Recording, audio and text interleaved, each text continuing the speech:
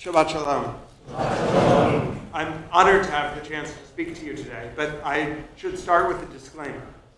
If you are like me, during a talk like this, you might sometimes, despite your best efforts, find your attention wandering to the lighting, to the weather outside, to the architecture of the sanctuary, and if that happens to you today, I forgive you in advance. Because it was on just such an occasion that I happened to notice the two flags behind me, those of the United States and of the State of Israel. And I wondered, what are flags doing here? Why these two? Why have flags in the place of prayer? Part of the answer is that these two flags of America and Israel represent almost the only places where the Jewish people live. Out of every 20 Jews in the world, 17 now live in Israel or in America. The rest of the top 5, France, Canada, and the UK, are home to barely 1 out of 20 of the world's Jews. In other words, we've come to a two-state solution. Jews live more or less in 2 states. Now, this is something new. 70 years ago, it was not the case. About half of Jews lived outside of America or Israel then. But that changed. There are fewer Jews in the United Kingdom today in absolute numbers, not just percentages, than there were 70 years ago. For whatever reasons, no countries but Israel and America have lasted in the modern world as major centers of Jewish life. I want to focus on how extraordinary this is and how extraordinary it shows America to be. Because Israel is easy to explain. Israel is the national home of the Jewish people, the way Greece is the national home of the Greeks and Czechia the national home of the Czechs. It is not surprising that the people of Israel might thrive in the state of Israel, what today's Parshat Va'et describes as that good land where the Jews could make a home. But why America? What is it about this land, half a world away from that good land, that makes it the last other center of Jewish life? How is it that Jews have thrived as a minority here when those hopes have proven false in so many other places? And I want to suggest that it's because of things that have been part of America's DNA since its founding.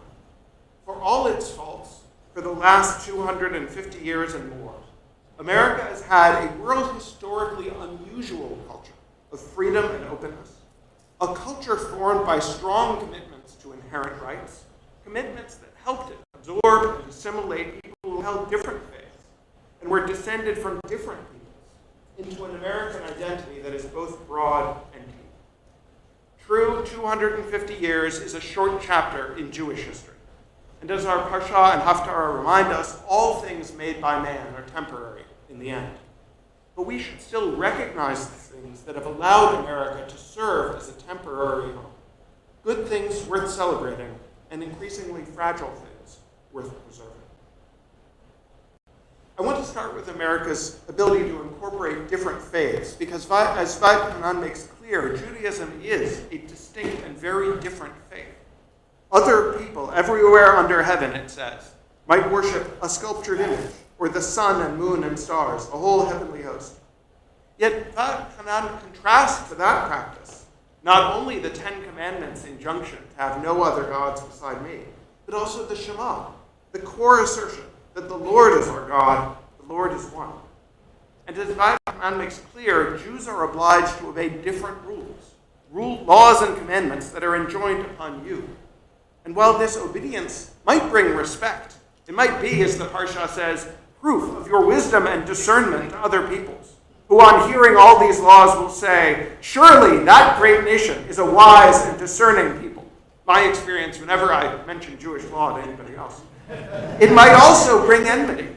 Other nations might turn your children away from me to worship other gods, when the Lord will scatter you among the peoples, and only a scant few of you shall be left among the nations to which the Lord will drive you.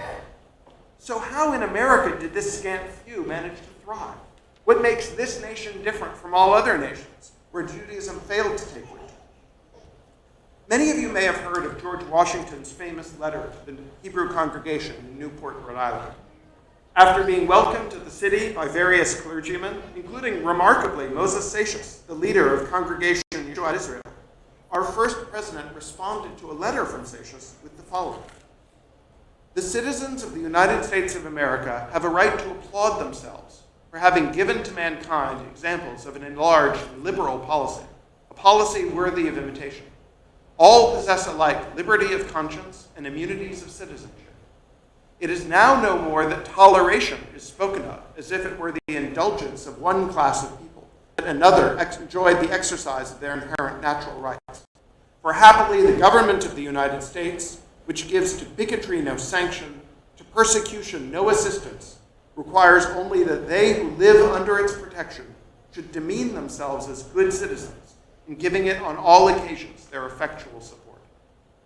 And Washington added, paraphrasing the book of Micah, "May the children of the stock of Abraham who dwell in this land continue to merit and enjoy the goodwill of the other inhabitants, while every one shall sit in safety under his own vine and fig tree, and there shall be none to make him afraid."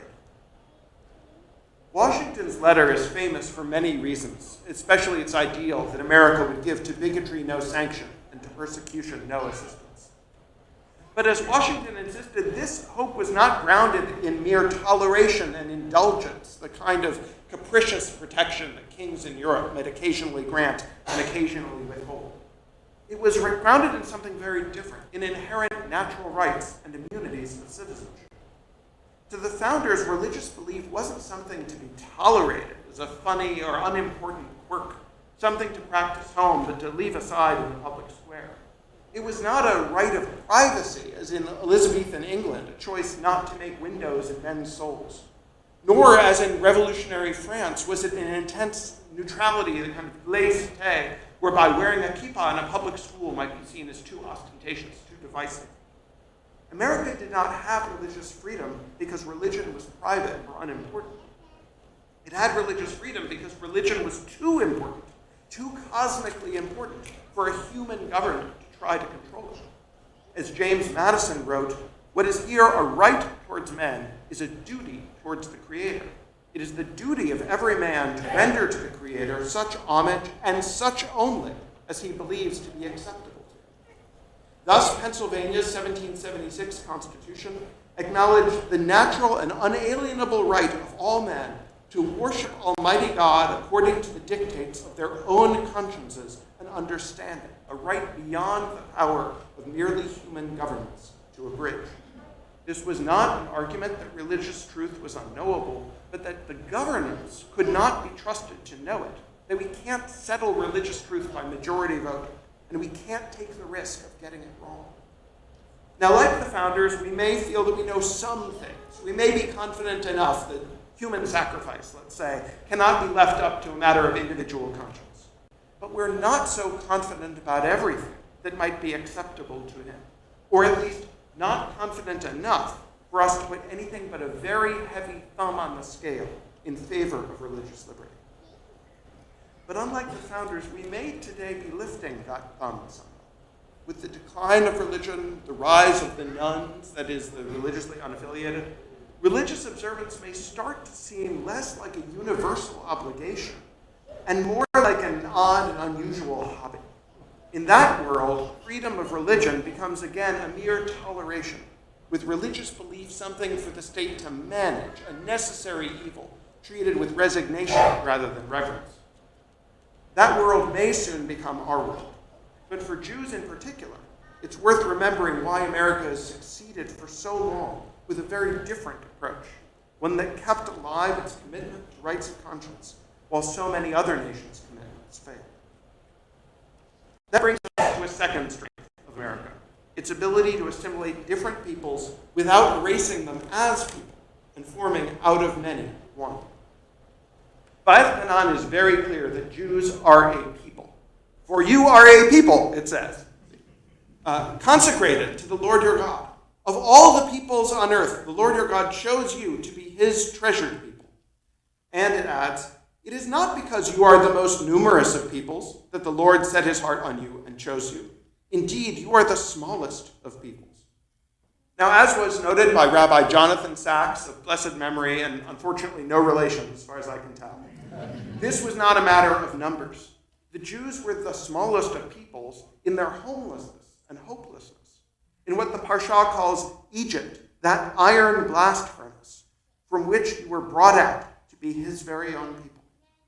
That commitment to peoplehood is seen in Va'etchanan, where it gives us the Shema, our central prayer, starting not with an address to God, but to us, a reminder to us to hear, O Israel. And in the constant repetition that we must take to heart these instructions and impress them upon your children, indeed, to make them known to your children and to your children's children, because the existence of a people, like any memory of the past, is always only one generation away from being forgotten. That commitment to a people lasting over generations is the difference between the verse that Va'etchanan gives us that the rabbis would put in the mouth of the wise child, when in time to come your children ask you, what mean the decrees, laws, and rules that the Lord our God has enjoined? A question we answer at the Seder by explaining our traditions and passing them on to the next generation. And the verse they assign to the wicked child, what is this service to you? To you, the Haggadah adds, not to him. When he sets himself apart from the community, he denies the very core of our beliefs.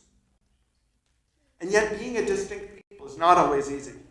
It was not a friend of the Jews who, in the story of Purim, reminds King Ahasuerus that there is a certain people scattered and dispersed among the other peoples in all the provinces of your realm, whose laws are different from those of any other people. Difference can set you apart from others, can make you a target. It may lead one to say, like Tevye, I know, we are your chosen people, but once in a while, can't you choose someone else? And this brings me back to America's second strength, its ability to assimilate different peoples into one. Now, I know that nowadays the notion of assimilation is often in bad odor. To some, it suggests there's something wrong with people. They need to be changed before they can become good Americans.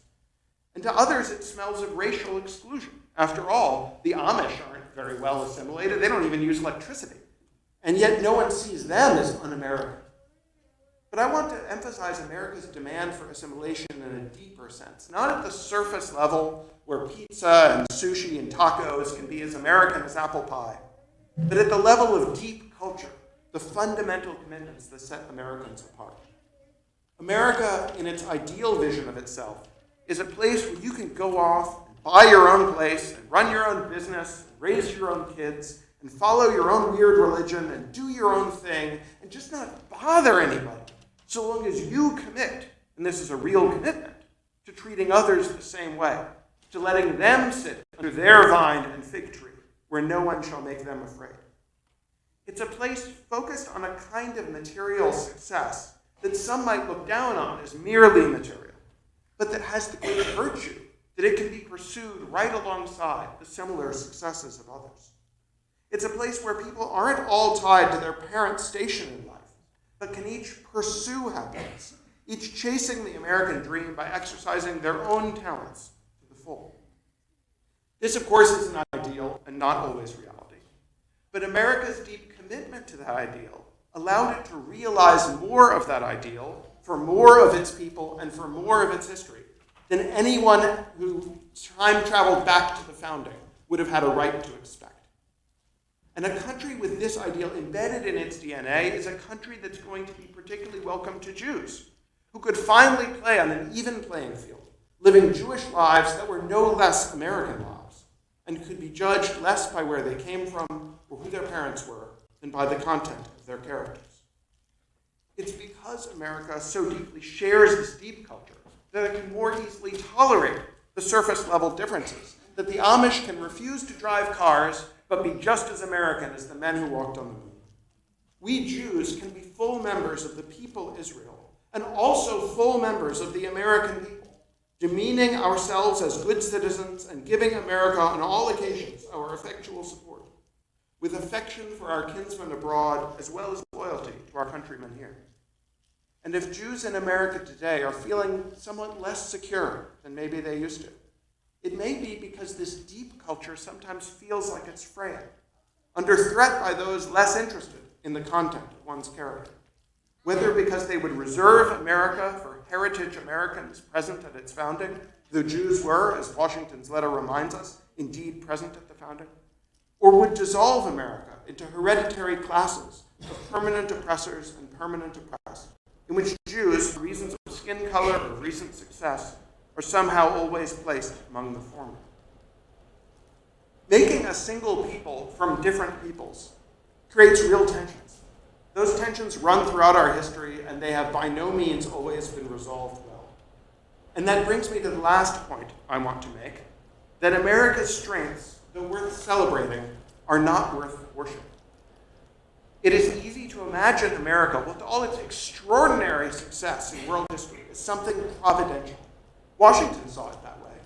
In a letter to a synagogue in Savannah, he compared the providential agency at work in the revolution's victory to that providence which delivered the Hebrews from their Egyptian oppressors and planted them in a promised land. And both America and the modern state of Israel might well seem like a promised land to the Jews who lived through the 20th century, who might recognize Va'ed Hanan's image of being brought out of that iron blast furnace in a somewhat more literal sense. States and governments, whether of the US or of Israel, can indeed provide a home to a people, even a national home. But they are always a temporary home. To see them as more than that is to mistake the tools of providence for providence itself, to ignore the psalmist's warning to put not your trust in princes, and to forget that Isaiah's reminder in today's Haftarah, all flesh is grass, all its goodness like flowers of the field, applies to human governance too.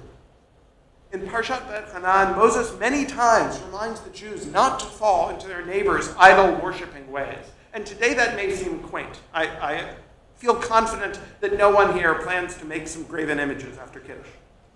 But graven images are not the only man-made things that can attract an idolatrous devotion. For too many people, politics and party can often serve as a substitute for religion, even as a religion itself, more cosmically important than anything else they know. More than a third of Americans have lost a relationship with a friend or family member over politics. Americans today are more likely to be married to someone of a different religion than they are to someone who doesn't share their politics. Now think of all the choices you make in marrying someone, building a family together, all the things we want to teach our children and pass on for the future. And then think about what it means to insist more strenuously on the spouses agreeing with you on politics than perhaps on the deeper things and deeper purposes that politics is meant to serve. When we treat human institutions with the reverence that perhaps we ought to reserve for the divine, then in Va'ed Hanan's words, we indeed worship idols. We serve man-made gods of wood and stone that cannot hear or see or eat or smell. Maybe that's why in Pirkei Avot, Rabban Gamliel, son of Rabbi Judah Hanasi, instructs, be wary of the authorities. They do not befriend anyone unless it serves their own needs. They appear as friends when it is to their advantage, but do not stand by a person in an hour of need. I think it's fair to say that politicians have not changed much in 1800 years. And yet, Pirkei Avot also includes this teaching of Rabbi Hanania. Pray for the welfare of the government, for if people did not fear it, they would swallow each other alive. In other words, our tradition is of two minds on government. As Tevia's rabbi put it in the blessing for the Tsar, may God bless and keep the Tsar far away from us. Think again of the story of Purim. Ahasuerus is not a good king. He is boorish and cruel towards Vashti. He is indifferent to Haman's murderous plots. In the end, he doesn't even save the Jews. He just lets them defend themselves as best they can. And yet Mordecai rightly intervenes to save his life, and through Esther's courage, they can put royal power to moral use. And in general, Ahasuerus is just about the best you can expect. Governments can be vital tools, necessary tools, indispensable tools, but they are always tools, man-made arrangements that cannot see or hear or eat or smell, and are there to serve purposes greater than themselves.